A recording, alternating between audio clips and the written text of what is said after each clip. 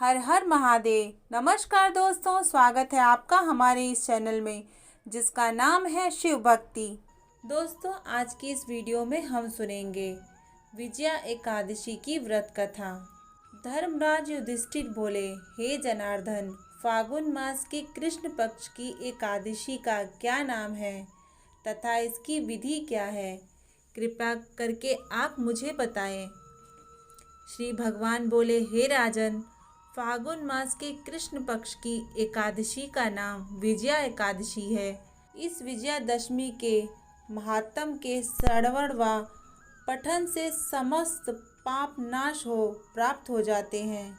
इस समय देव ऋषि नारद जी ने जगत पिता ब्रह्मा जी से कहा, हे महाराज, आप मुझसे फागुन मास के कृष्ण पक्ष की एकादशी का विधान कहिए।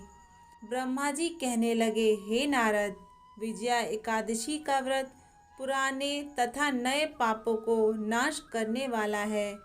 इस विजया एकादशी की विधि मैंने आज तक किसी को भी नहीं कही।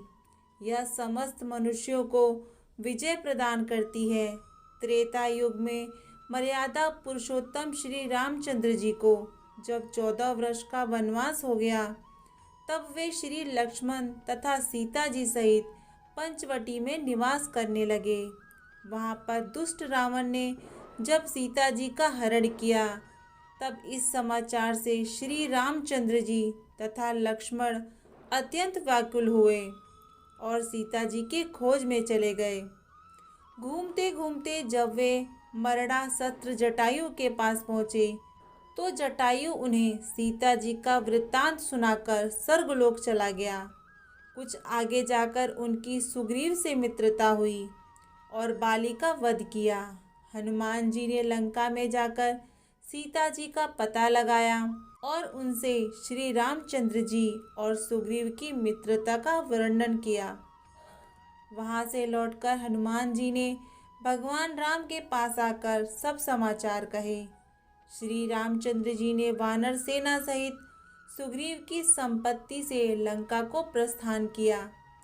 जब श्री रामचंद्र जी समुद्र के किनारे पहुँचे, तब उन्होंने मगरमच्छ आदि से युक्त एक अगाध समुद्र को देखकर लक्ष्मण जी से कहा कि इस समुद्र को हम किस प्रकार से पार करेंगे।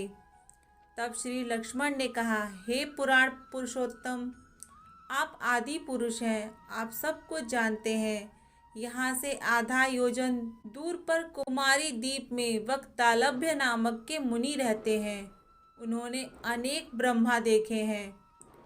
आप उनके पास जाकर इसका उपाय पूछिए। लक्ष्मण जी के इस प्रकार के वचन सुनकर श्री रामचंद्र जी वक्तालभ्य ऋषि के पास पहुँचे और उन्हें प्रणाम करके बैठ गए। मुनि ने भी उनको मनुष्य रूप धारण किए हुए पुराण पुरुषोत्तम समझकर उनसे पूछा कि हे राम, आपका आना कैसे हुआ?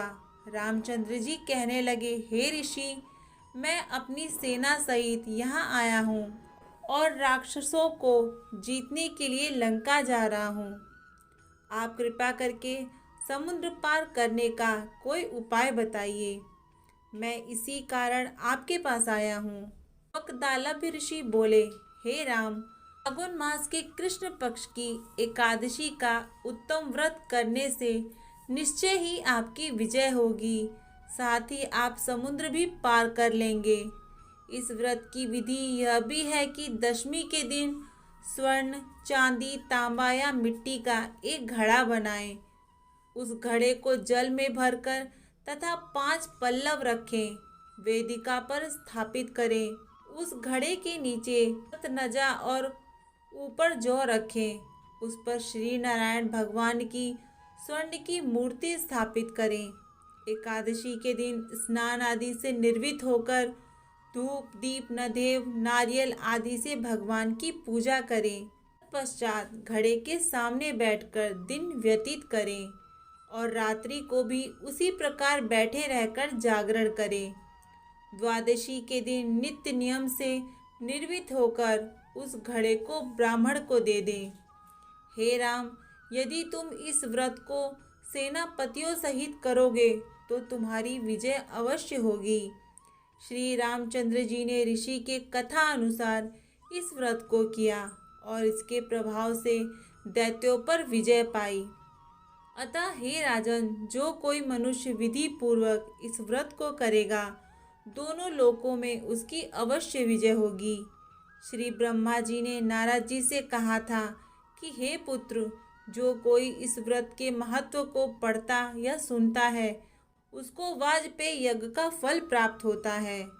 दोस्तों, आज की इस वीडियो में इतना ही। अगर आपको मेरे द्वारा दी गई हुई जानकारी पसंद आई हो तो हमारे इस चैनल को सब्सक्राइब करें, वीडियो को लाइक करें और हमेशा की तरह ही कमेंट बॉक्स में ओम नमः शिवाय ज़रूर लिखें।